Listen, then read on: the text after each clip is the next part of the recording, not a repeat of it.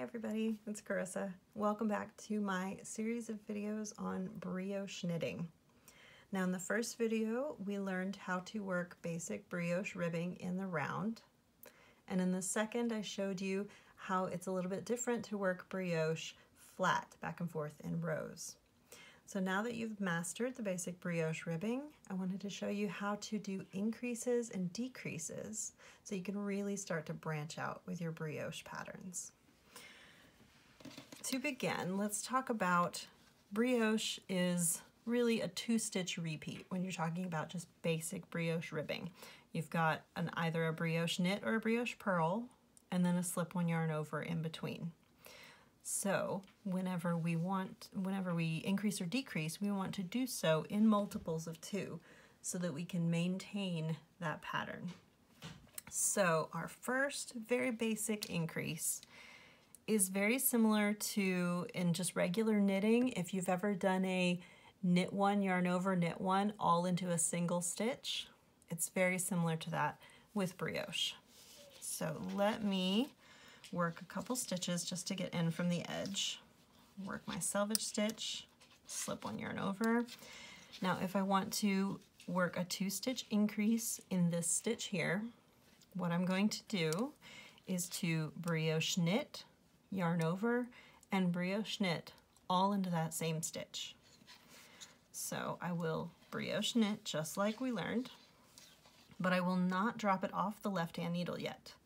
Instead, I'm going to yarn over around my right-hand needle again, and then brioche knit that same stitch again. Then I can slide it off my left-hand needle. So I have turned this one column of brioche knit stitches into 3 stitches on my right-hand needle. And let's look at that one more time. Yarn front, slip one yarn over, brioche knit, slip one yarn over, and we'll do it English style this time for right-handed knitters. So again, if I want to increase this stitch, this one stitch, into 3, so a 2-stitch increase, I'm going to brioche knit that stitch just like normal, but don't slip it off the left-hand needle yet. Instead, I'm going to work another yarn over around my right-hand needle and brioche that same stitch again, brioche knit. So now I can lift it off the left-hand needle, and I have one column of brioche knit stitches that I've turned into 3 stitches on my right-hand needle. And I'm going to go ahead and finish out this row so we can talk about what to do with those increases on the next row.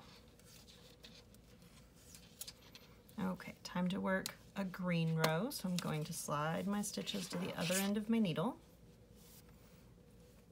And since I'm on the light side of the fabric, working with a dark colored yarn, I'm going to be working a purl row. So I'm going to start by working those first couple stitches that were just like normal, just to get to that first increase that I did. So here's my first increase where I have 3 stitches on the left-hand needle. Now I just did a brioche purl, so normally this would be a slip one yarn over, a brioche purl, and a slip one yarn over. But I can't brioche purl that middle stitch if there's not a slip one yarn over from the previous row. So instead of brioche purling him, he's just going to be a regular purl. So I will slip one yarn over like normal, and then just a regular purl in the middle, and slip one yarn over again. So that's how you work those 3 stitches from your increase from the previous row. Let's work across to the second increase I did, and we'll show you again. And switch to English style. So again, I just did a brioche purl over here. So I want to do a slip one yarn over, brioche purl, slip one yarn over. But I can't brioche purl him because he's only 1 strand in the middle there. So I'm just going to purl. So slip one yarn over, brioche, or not brioche, just regular purl. And another slip one yarn over. And now You can see those 3 stitches. I have a slip-on yarn over, a regular purl, and a slip-on yarn over. And let's go ahead and finish this row. Brioche purl, slip-on yarn over, regular purl. Okay, so here was my first increase that I did. I took 1 column of brioche knit stitches and I turned it into 3 stitches. I increased 2 stitches. So this one's going to be a brioche on the next row. This one's going to be a slip-on yarn over on the next row. And this one's going to be brioched on the next row as well. I'm going to go ahead and do the dark side rows just real quick to get back to the light side, because it's easier to demonstrate on the light side where the stitches really stand out against the dark colored background.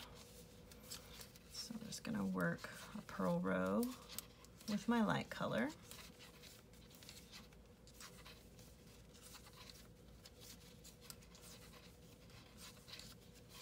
Then I'm going to slide my stitches and I'll work a knit row with my dark color.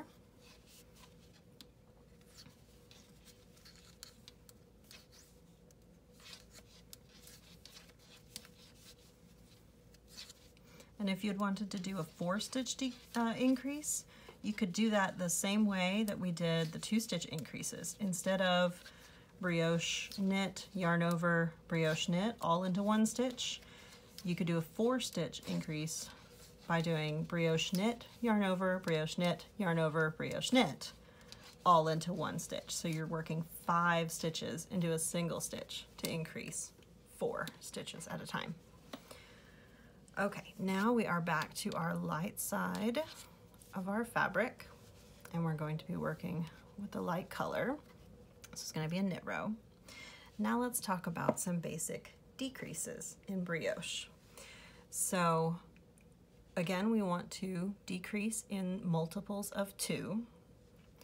So just like a knit 2 together and a slip slip knit, one leans to the left and one leans to the right. In brioche, there are 2 basic decreases. One leans to the left and one leans to the right. So let's first look at the left leaning decrease. Again, I am going to work a few stitches just to get us in from the edge a little bit. Okay, so if I want to decrease the next 3 stitches together here, so taking 3 stitches down to 1, so decreasing in multiples of 2. If I want to make this a left-leaning decrease, so lean to the left means the stitch that's on the right now needs to be on top. So I'm going to slip that first stitch as if to brioche knit it. Then I'm going to work the next 2 stitches together. So that's 3 strands of yarn. I'm going to brioche knit all 3 of those strands together, like that, except without splitting the plies. And now I can slide this off the left-hand needle. And then I want that stitch that I slipped as if to brioche knit, I want to lift him up and over and off the right-hand needle. So now this stitch that was on the right-hand side before is on top of our decrease, and the stitch that was on the left-hand side is now underneath. So we've taken those 3 stitches and turned them into 1. And now let's look at a right-leaning decrease. I'm going to slip 1 yarn over, brioche knit, slip 1 yarn over. So now if we want to decrease these 3 stitches together and we want it to lean to the right, then we want the stitch that's on the left to be on top. This one is a little bit more fiddly, but not too bad. So what we want to do first, if we want this 3rd stitch to be on top, first we want to combine the first 2. So we're going to do a slip as if to brioche knit, knit that middle stitch, and pass the slip stitch up and over and off the needle. So we've decreased, right now we've decreased 2 stitches to just 1. We want this 3rd stitch to be on top of that decrease. So what we're going to do is put this stitch that I've already worked, put it back on the left-hand needle. Just slip it from right to left. And I'm going to use my right-hand needle to grab that 3rd stitch, pull it up and over and off the left-hand needle to complete my decrease. And now that my decrease is completed, I can put that stitch back on the right-hand needle and be ready to proceed with my row. So again, I had 3 stitches, 2 columns of brioche knit plus the slip 1 yarn over in between, and I decreased them down to just a single stitch that leans to the right because the left-hand stitch is on top. I'm gonna slip that selvage stitch. And unlike brioche increases that you need to do something special on the next row to finish off that increase, there's nothing special that you need to do on the following row after a brioche decrease. Because if we look at our stitches here, we've got, that's our selvage stitch. This is gonna be brioche together. This is gonna be a slip 1 yarn over. Those 2 will be brioche together. Slip 1 yarn over, brioche together, slip 1 yarn over, brioche together, slip 1 yarn over, and then my selvage stitch. So there are no stitches where I want to brioche them, but I only have 1 strand of yarn, like there were when we did the increase. So we're back to just basic brioche ribbing across there.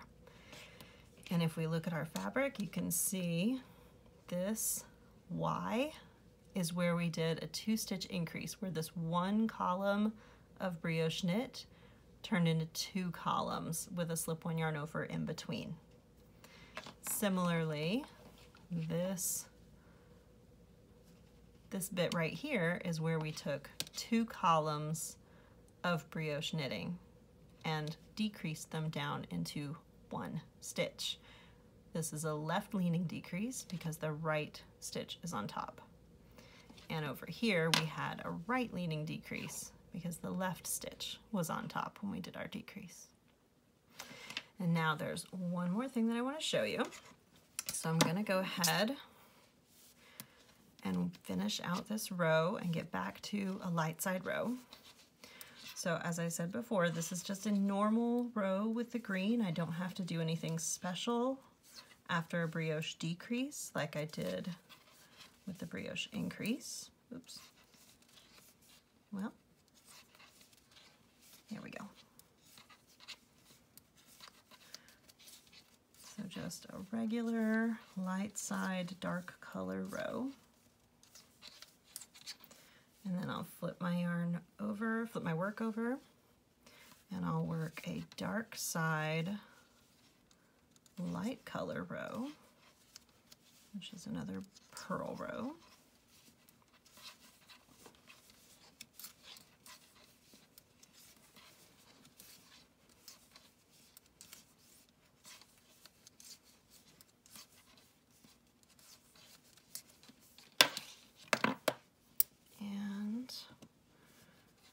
Finish up with a dark side, dark color row. So knitting with the dark color.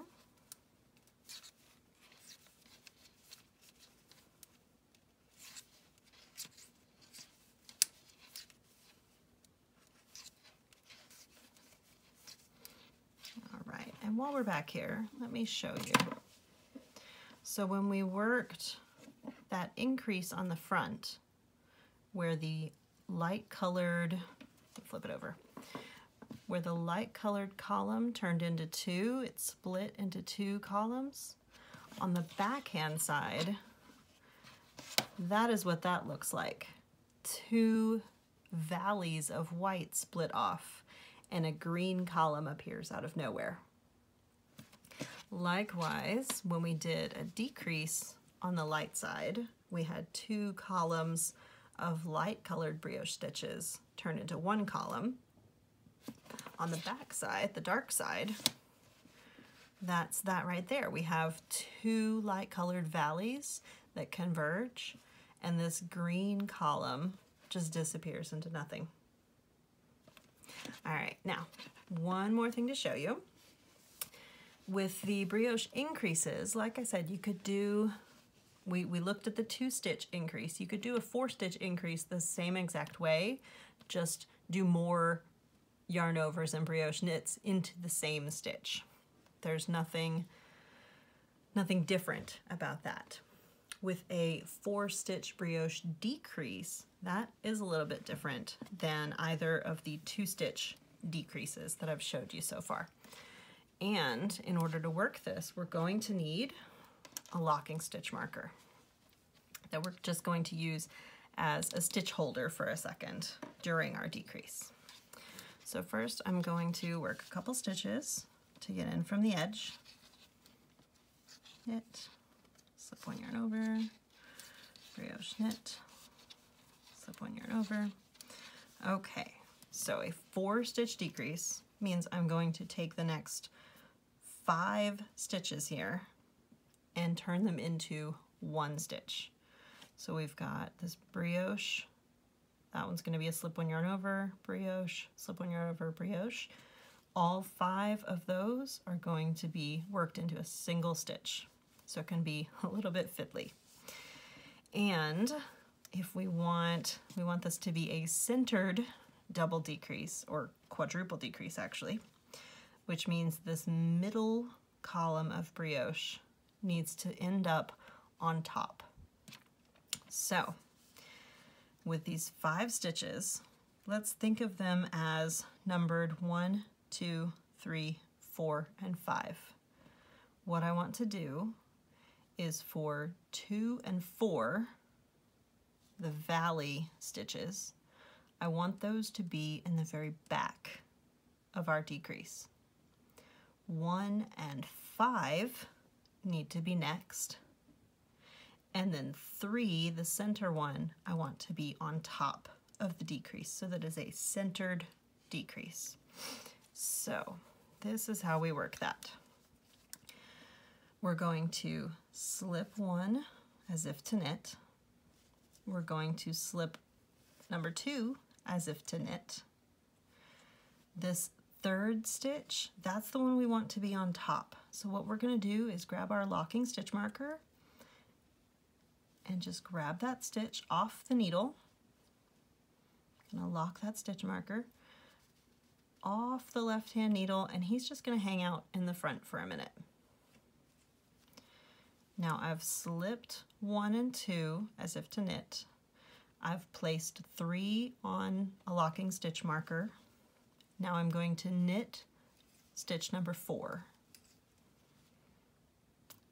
Now I will take my left hand needle and slip stitch number 2 up and over and off the right hand needle.